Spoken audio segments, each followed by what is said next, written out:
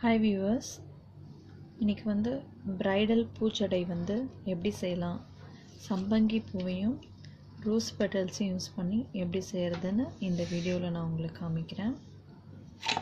அதுக்கு நமக்கு தேவையானது ரோஸ் பெட்டல்ஸ் கொஞ்சம் ஒரே சேம் சைஸில் நீங்கள் எடுத்து வச்சுக்கோங்க ஓரளவுக்கு, அப்போ தான் யூனிஃபார்மாக உங்களுக்கு வரும்.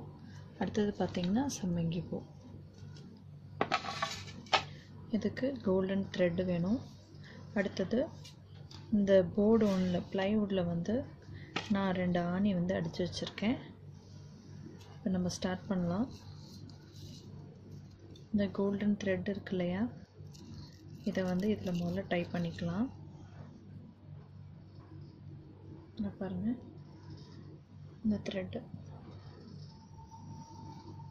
இந்த ஆணிலேருந்து இந்த ஆணி வரைக்கும்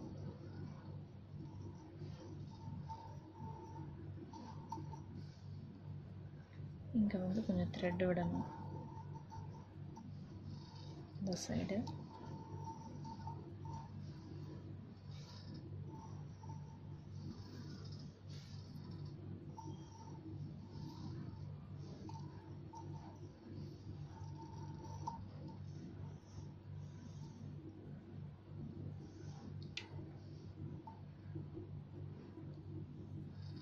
இதில் இப்படி கையில் எடுத்து இது நெருக்கத்தில் வச்சு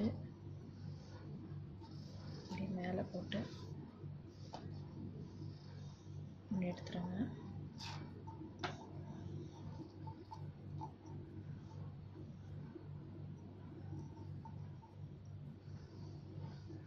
அடுத்தது இந்த ஆணியோடு சேர்த்து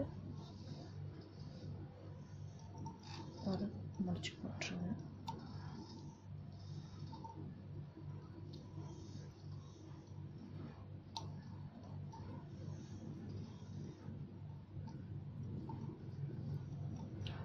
ஓகேவா? இப்போ நமக்கு இந்த த்ரெட்டு கிடச்சிருச்சு. பார்த்திங்கன்னா இந்த ரோஸ் பெட்டல்ஸ் இருக்கு இல்லையா, இதை நம்ம நிறைய டிஃப்ரெண்ட் மெத்தடில் நம்ம வைக்கலாம். இந்த சம்பங்கி பூவை இப்போ நான் இதில் இந்த மெத்தடில் வைக்கிறேன் பாருங்கள். சம்பங்கி பூ ஒன்று எடுத்து இதோடைய அடிபாகம் இருக்கு இல்லையா, ரோஸ் பெட்டல்ஸோட அடிபாகம் இருக்கு இல்லையா, அதை உள் பக்கமாக ஒரு பூ வச்சுருக்கேன்.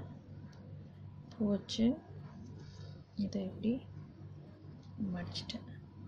பார்த்திங்கன்னா பின்னாடி உங்களுக்கு இப்படி கிடைக்கும். தெரியுதுங்களா? உங்களுக்கு இப்படி கிடைக்கும். இது ஒரு மெத்தட்.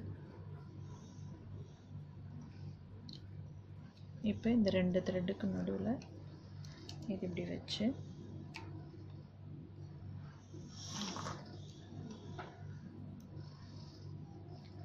இந்த த்ரெட்டை மேலே போட்டு அடிப்பக்கமாக போட்டு ஒரு நாட் போட்டுருங்க. அவ்வளோதான். இதே தான் நீங்கள் செய்ய போகிறீங்க.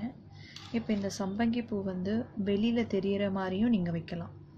இல்லை எனக்கு அந்த ஒயிட் கலர் வேணாம், வெறும் ரெட் கலர் மட்டும்தான் வேணும் அப்படின்னு நினைக்கிறப்ப அதை கொஞ்சம் உள்ளடக்கி நீங்கள் இது மாதிரி வைக்கலாம். அவ்வளோதான். நான் திருப்பி செய்கிறேன் பாருங்கள். பெட்டல் எடுத்து ஒரு பூ எடுத்து அது உள்ளே வச்சுடுங்க. வச்சுட்டு இது இப்படி ஃபோல்ட் பண்ணிடுங்க. உங்களுக்கு இப்படி கிடைக்கும். அந்த வெள்ளை பகுதி இருக்குது இல்லைங்களா, அடிப்பகுதி, அது கொஞ்சம் பார்க்க அழகாக இருக்கும். இந்த த்ரெட்டுக்கு நடுவில் அப்படி வச்சு இந்த த்ரெட்டை மேலே போட்டு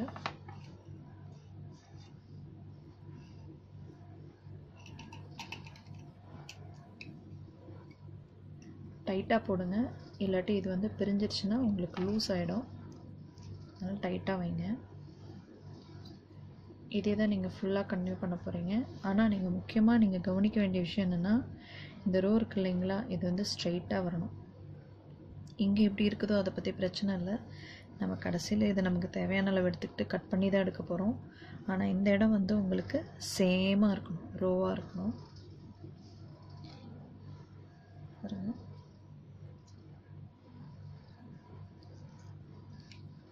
எப்பயுமே வந்து சம்பங்கி பூ வந்து எதுக்காக வைக்கிறோம் அப்படின்னு பார்த்தீங்கன்னா சப்போர்ட்.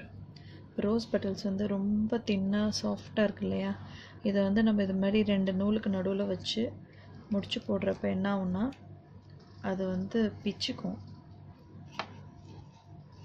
அது தடுக்கிறதுக்காக ஒரு சப்போர்ட்காக தான் வந்து சம்பங்கி பூவை நம்ம யூஸ் பண்ணுறோம்.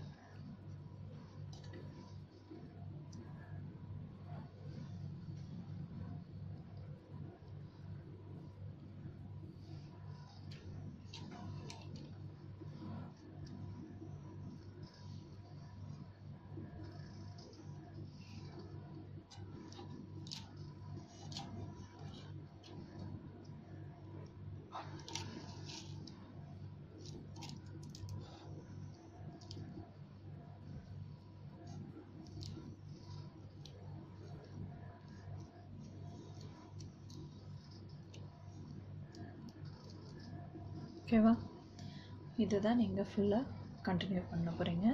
நான் இதை முடிச்சுட்டு உங்கள்கிட்ட காமிக்கிறேன். பார்த்தீங்களா, நான் இது ஒரு ரோ ஃபுல்லாக செஞ்சுட்டேன். கடைசியாக முடிகிறப்ப 2 நாட் போட்டுக்குங்க. அவ்வளோதான். அந்த எக்ஸ்ட்ரா இருக்கு இல்லையா, இது எல்லாத்தையும் வந்து லைனாக கட் பண்ணிக்கோங்க.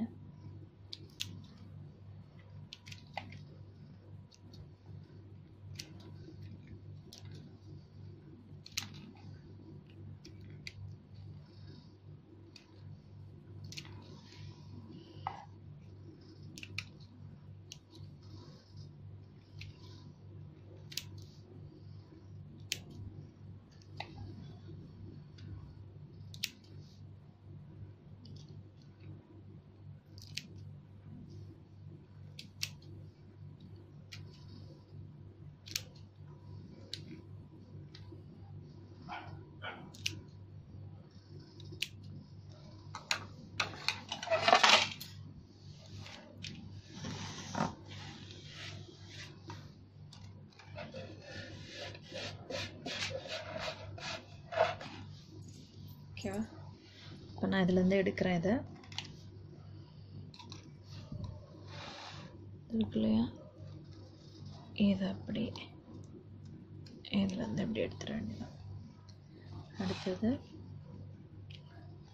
இந்த பக்கம் நூல் இருக்கு இல்லையா, இதை நீங்கள் லைட்டாக இப்படி எப்படி லூஸ் பண்ணிங்கன்னா லூஸ் ஆகிடும்.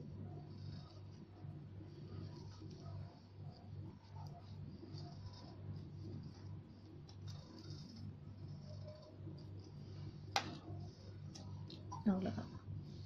இதை நீங்கள் எடுத்துகிட்டு இதை எப்படி வச்சு டைட் பண்ணிக்கோங்க. கொஞ்சம் நூல் விட்டு இதை கட் பண்ணிக்கோங்க.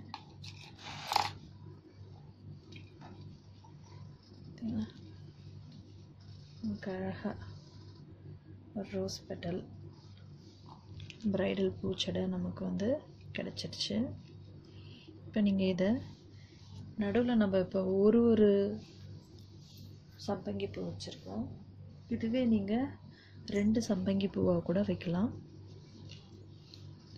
பார்த்திங்கன்னா இது மாதிரி மல்லிகைப்பூவை நடுவில் கொண்டை வச்சு அதை சுற்றி மல்லிகைப்பூ வச்சுட்டு அதுக்கப்புறமா அதை சுற்றி நம்ம இந்த ரோஸ் பெட்டல்ஸை வைக்கலாம்.